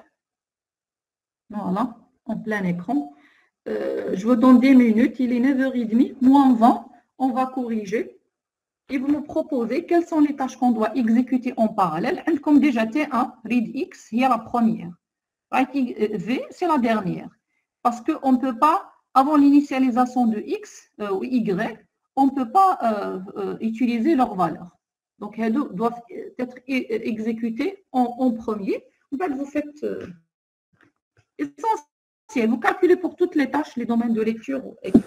Madame. OK. Oui. J'ai une question. Oui. Madame, le but تاعنا c'est minimiser le temps d'exécution. هكذا. Oui. Qui parle? Eh bien, Mohamed. Orman, oui. Le but تاعنا minimiser le temps d'exécution. Oui. Eh bien, باسبور بزاف بروسيسوس. بصح باش نقسموها قلنا بلي لازم نشوفوا هادو لي كونديسيون، يعني نشوفوا كامل لي تاش ونشوفوا هكذا ماشي رانا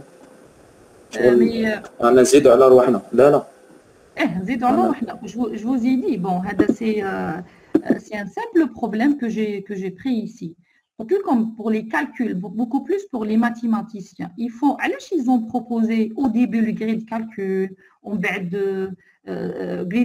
grid computing à l'époque, on le cloud computing par la suite. Parce qu'ils utilisent des machines énormes, ils exploitent des machines le monde entier pour faire des calculs. À l'époque, même sur vos machines, par exemple, j'ai encadré des étudiants de master, d'ailleurs S2I, ils ont fait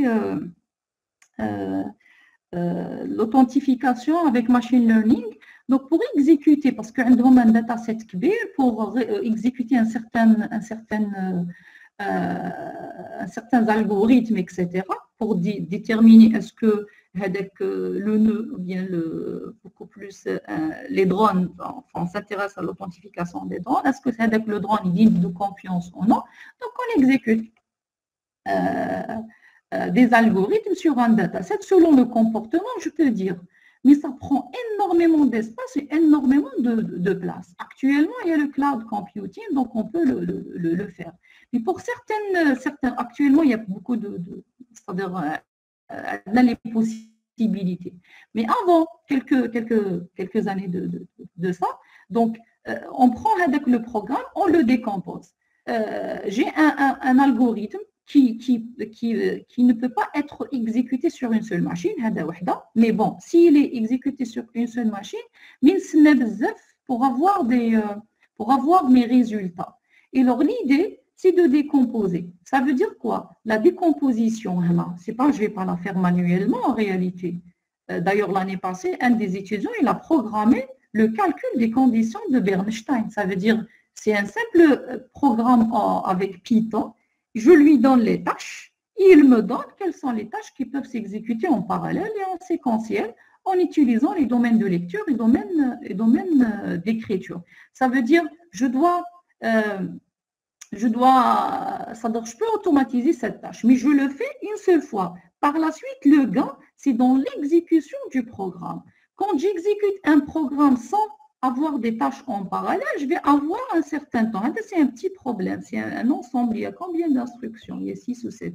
Imaginez un programme avec 10 millions de lignes de code et j'exécute et il y a beaucoup de calculs derrière. Donc, moi, je veux le résultat rapidement, surtout pour ceux qui font des simulations, par exemple.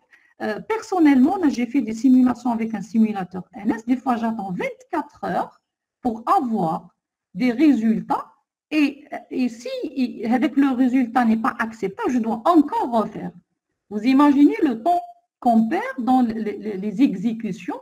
Donc l'idée, avoir ce parallélisme, bien sûr, côté architecture, actuellement, qu'il y a des machines puissantes, il y a les architectures multicorps, l'objectif c'est quoi? C'est de réduire le temps d'exécution des programmes. Par la suite, je peux encore réduire le temps d'exécution en faisant cette méthode. On n'est pas obligé de le faire. J'introduis la notion de parallélisme, mais je te fais un mot. Pourquoi je dois avoir plusieurs processus fixes? Pourquoi? Mais par exemple, je prends les transactions, par exemple bancaires ou les réservations, le problème de synchronisation, mais si j'ai décomposé avec le programme en tâches parallèles, mais des variantes du même programme qui peuvent s'exécuter en parallèle. Un avec le logiciel, l'autre avec le logiciel. les agences de voyage, par exemple, ils utilisent le même logiciel, ou bien pas le même logiciel pour faire la réservation, mais en réalité, ils accèdent au même ensemble d'informations. Ça nécessite de la synchronisation. C'est juste pour introduire la notion de parallélisme, pour dire que pour avoir des tâches parallèles, laisse le domaine de lecture, domaine d'écriture, soit un ensemble vide. L'intersection doit être un ensemble vide. Sinon, il y a une dépendance, à ce moment-là, je dois faire de la synchronisation. Voilà, je vous laisse juste un premier chapitre. On va voir les problèmes de synchronisation quant aux accès aux ressources. Je ne sais pas ce que j'ai répondu à la question ou non, mais bon. Inch'Allah, avec ça, Ramadan. Ouais, ok.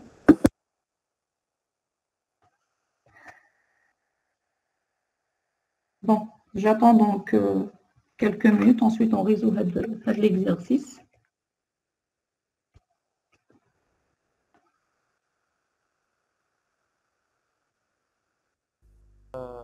Pardon, le partage. Oui.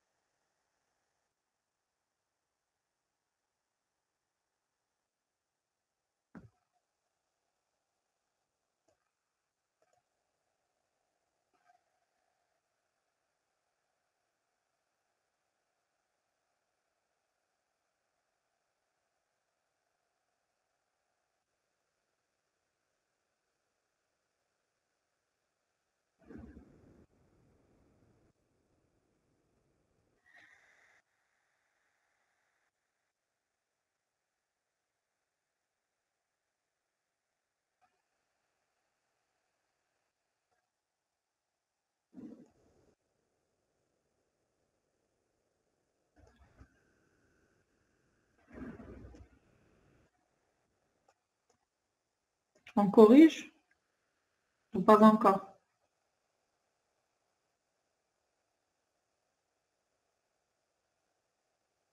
Oui,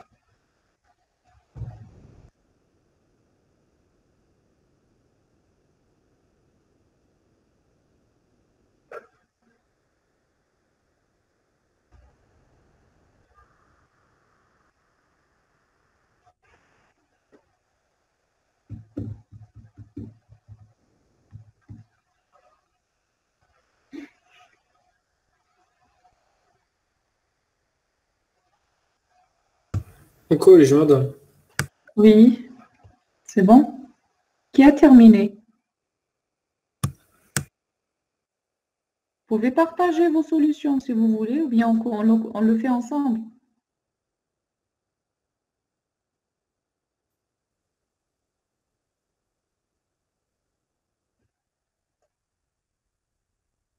Alors, qui a terminé?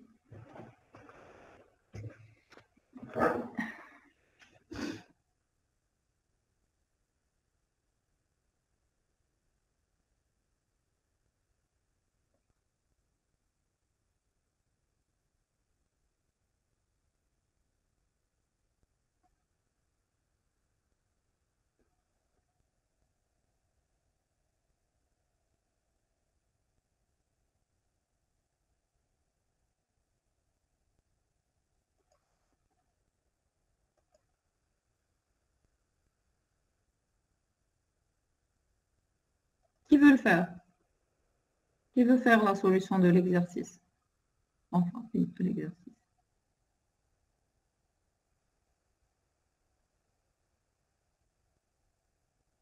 Oui, tu partages ou je laisse juste le slide comme ça et tu expliques? Allez, tu le prends en photo, tu l'envoies par mail, je vais le partager. D'habitude, je fais ça.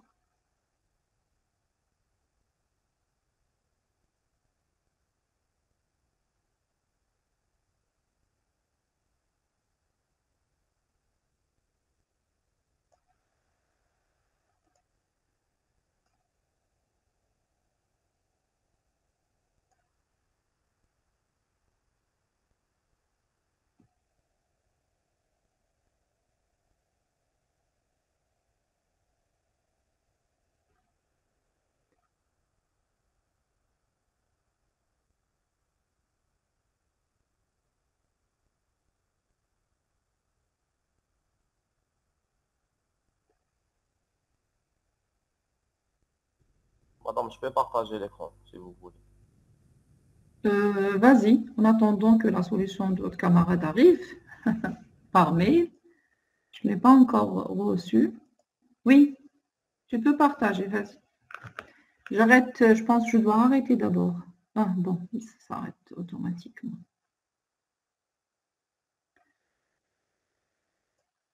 Ok, alors.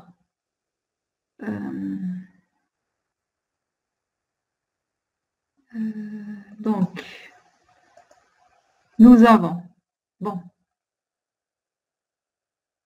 T1, c'était, ah bon, T1 avec T2 en parallèle, c'est automatique. T3, T4, attends, je dois voir d'abord les valeurs, je ne me souviens pas. Bon, T1, T2, c'est des lectures, lire X et lire Y. Donc, on doit lire deux variables différentes, domaine de lecture, domaine d'écriture, ensemble vide. Donc, je peux lire la valeur de X et la valeur de Y en même temps, il n'y a aucun problème. L'affichage en dernier, il ne reste le cas des autres tâches. T3, elle utilise X plus Y pour calculer la valeur de Z1. Et la T4 utilise X fois Y pour calculer la valeur de Z2. Donc, je reviens, il n'est pas pratique, ce Google Meet. Donc, oui. Oui. Oui. Ah oui, j'arrive. J'ai pas. Oui, c'est le contraire ici.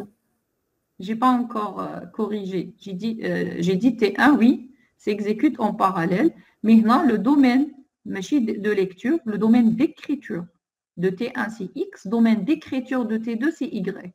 On écrit une valeur au niveau de la variable X. On écrit une valeur au niveau de la variable Y. Il faut faire très attention. C'est l'erreur que tous les étudiants fassent à partir de la première année. Donc, ils confondent quand je fais lire X pour eux, نقرأ la valeur de X. C'est l'inverse. Très bien. Faisons les choses correctement. وهنا كيف كيف. Non, la page 6. Je vais lire la valeur de V et l'afficher à l'écran. Pour le reste, c'est correct. Alors, la tâche 3 et la tâche 4, les deux utilisent le domaine, les mêmes variables en lecture. Ils utilisent X, Y en lecture et pour calculer deux autres variables différentes, Z1, Z2. Donc, il n'y a aucune intersection entre les deux. Et donc, les tâches peuvent être exécutées en parallèle.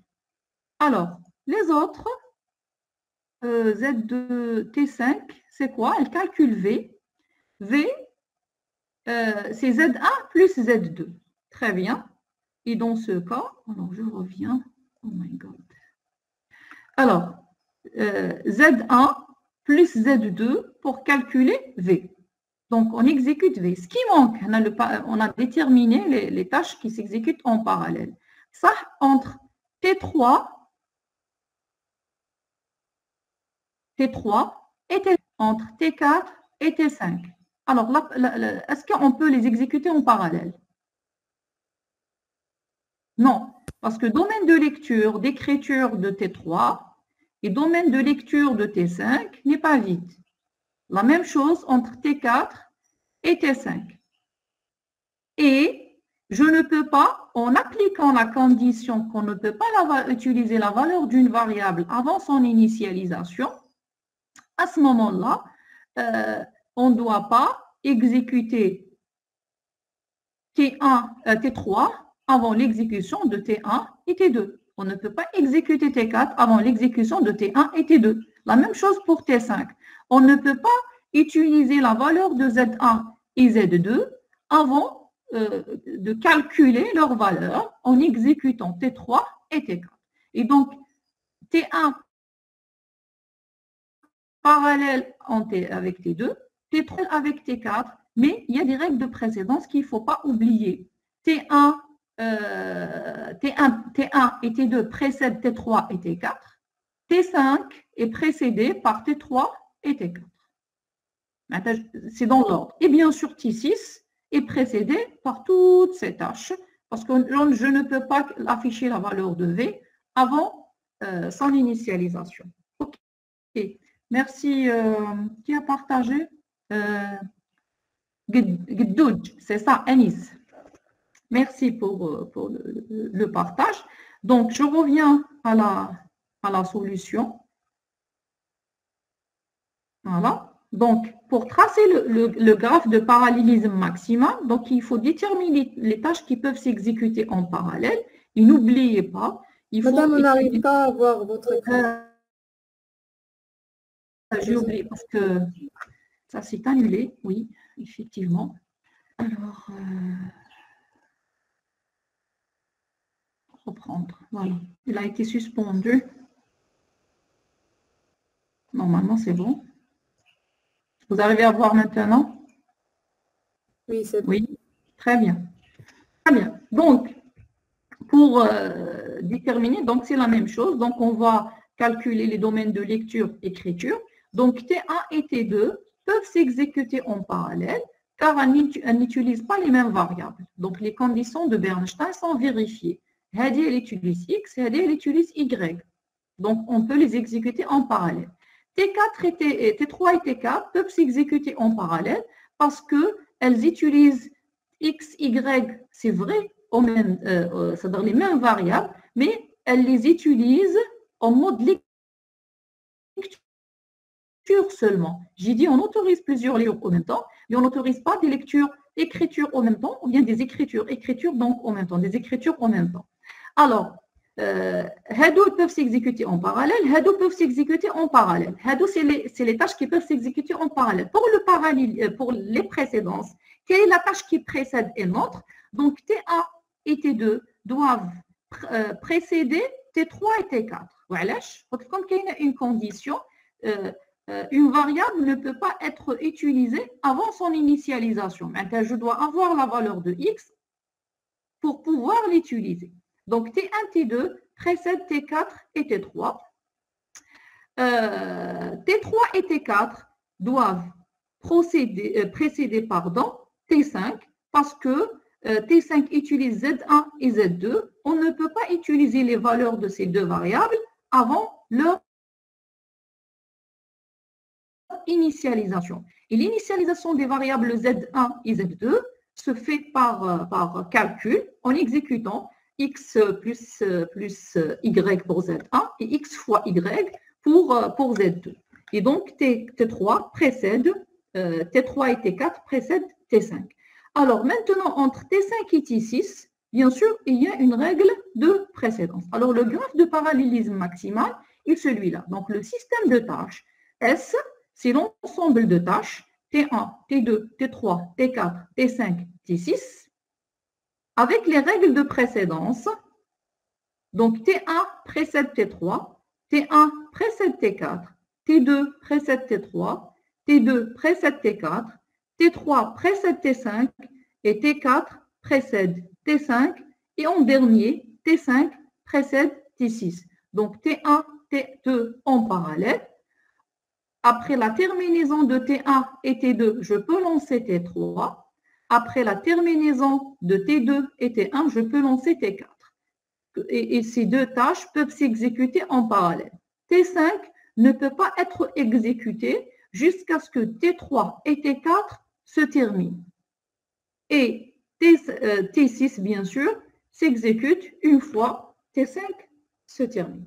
Donc, si je veux réaliser ce graphe de précédence avec les processus, je vais lancer un processus père, par exemple, qui peut lancer des processus fils 1, 2, 3, 4, 5, 6 en parallèle, tous les processus en parallèle, mais ces processus ne peuvent pas commencer leur exécution en même temps. Ça veut dire quoi? Il a lancé ces processus fils. Le premier et le deuxième ont la tâche de lire la valeur de x, ou il va lire la valeur de y. Et donc, ils peuvent s'exécuter en parallèle, ils peuvent commencer leur exécution immédiatement. Par contre, T4 et T3 et T4, les processus, ils ne peuvent pas commencer leur exécution en même temps. Il y a ce qu'on appelle une coopération entre les processus. معناتها T3 ما يقدرش يبدا l'exécution تاعو حتى T1 T2 يكمل. Ça veut dire quoi? T1 T2 quand ils terminent son exécution, quand ils terminent leur exécution, ils doivent débloquer T3 et T4. معناتها نقدر lancer كاع les processus en même temps. هادو يبداو l'exécution تاعهم directement. هادو ils peuvent pas, ils doivent attendre. معناتها في الكود تاعهم je dois mettre un wait, je bloque les processus volontairement, il se bloque. أنا ما نقدرش نبدا l'exécution تاعي حتى وين يلحقني un signal de la part de T1 et un signal de la part de T2. Et donc, il se bloque. Donc, dès que T1 termine, il va communiquer avec ce processus. Il termine, il communique pour déclencher la deuxième tâche. Et ainsi de suite. Donc, ça nécessite des mécanismes de synchronisation, chose qu'on va voir les prochains chapitres. Alors, la synchronisation, elle traite deux problèmes. Le problème de la concurrence et le problème de la coopération. C'est un exemple de coopération. Donc, pour exécuter le programme en parallèle avec des tâches parallèles, nous avons ce qu'on appelle de la coopération entre les différents processus. Une autre exécution possible, le père, il va faire quoi? Il va exécuter maintenant, il va lancer deux processus, T1, T2, qui cumulent le résultat de l'exécution. Ils vont renvoyer le résultat au père. Le père, il va créer T3 et T4. Les deux flèches. Les deux processus se terminent, les deux tâches se terminent pour pouvoir exécuter les autres. Une fois les deux processus, ils cumulent l'exécution, ils vont renvoyer le résultat au père. Le père, il va créer un autre processus qui va faire T5, ou là, il va traiter T5, ou il va traiter la tâche T6. Maintenant, le nombre de processus que je peux créer ici, au maximum, j'ai 6. Au minimum, je vais avoir, au minimum, le parallélisme. Soit le père, il exécute une tâche, ou l'autre tâche, il me donne le fils. Ça veut dire, je vais créer en réalité deux autres fils au minimum. Au minimum, un des trois processus pour exécuter ce programme, ce graphe de précédence, ce système de tâches. Et au maximum, j'en ai 6. Si je maximise maintenant des plusieurs processus que j'ai lancés en même temps, que j'ai créés en même temps, que chaque processus me dit la tâche à exécuter, ça nécessite de la synchronisation. La synchronisation, elle exprime quoi? Elle exprime les attentes, l'exécution correcte de processus. Elle exprime ces règles de précédence. Lancer le processus qui fait T3, mais il ne peut pas l'exécution T1, le feu vert. Le feu vert, c'est quoi? Et que T1, il يقرأ la valeur X, T2, il يقرأ la valeur Y pour que T3 peut faire l'addition de X plus Y. La coopération, ça nécessite de la synchronisation. Donc, nous avons les différents outils de synchronisation. Donc, les codes comme juste un wait, mais derrière le wait, ça se passe quelque chose. Le wait, c'est quoi? Il bloque le processus, il met la file d'attente et il attend un événement particulier, le réveil de ce processus pour pouvoir le débloquer. Le wait, le code c'est un moyen de synchroniser l'exécution de ces processus. Très bien. Alors, je vais juste introduire le concept. Il nous reste 1 minute. Allez, je vais prendre 2 minutes juste pour introduire le concept de synchronisation. Je viens de l'introduire et je vous libère. La synchronisation, juste, je vais résumer ça. Durant l'exécution des processus, un système d'exploitation,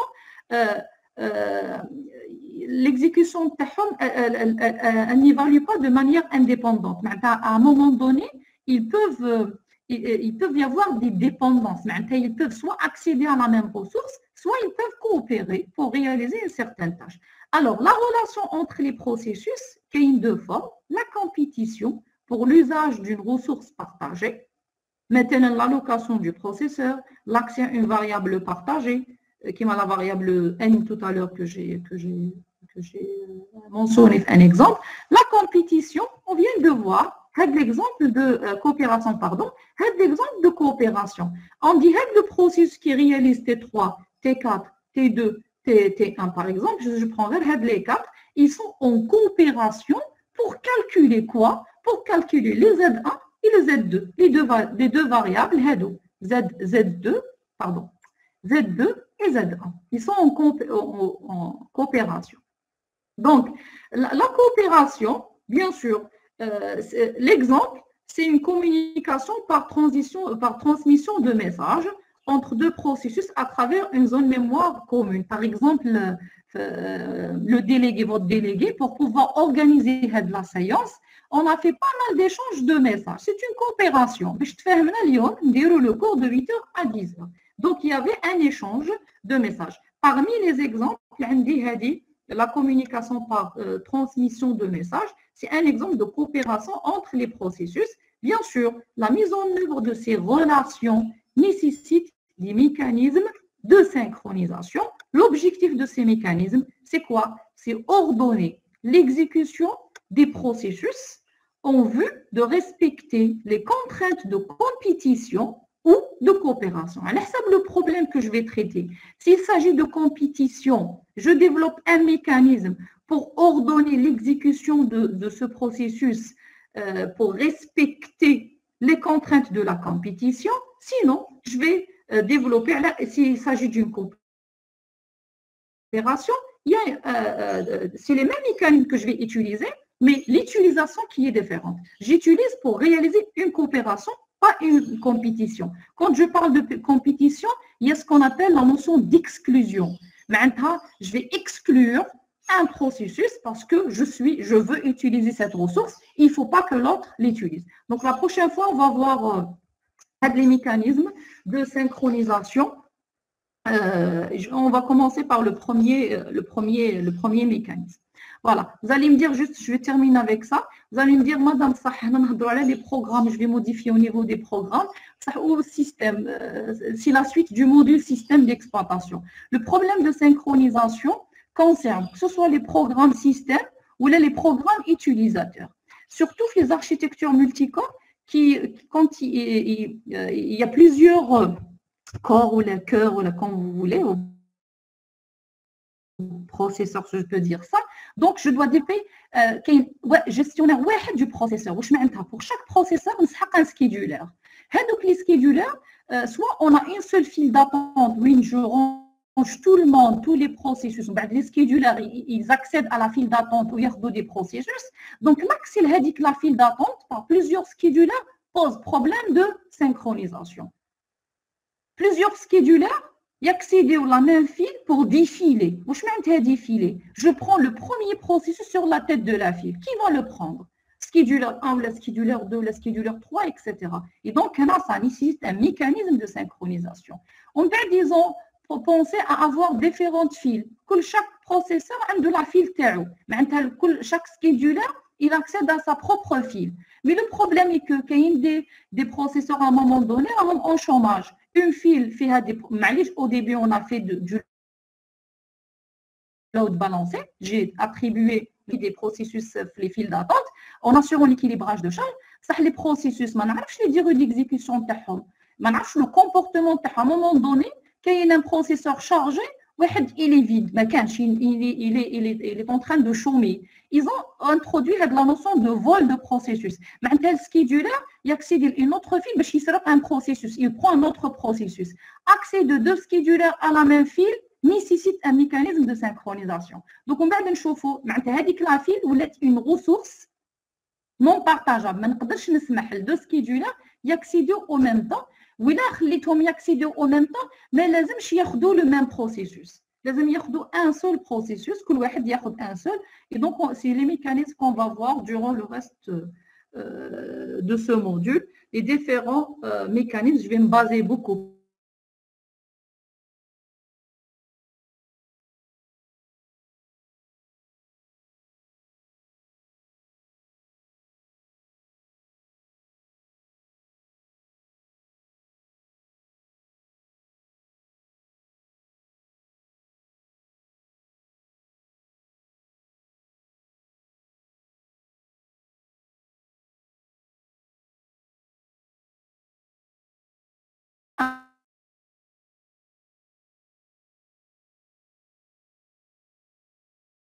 beaucoup et bon courage pour le reste des mois. Merci, madame. De rien. Au revoir.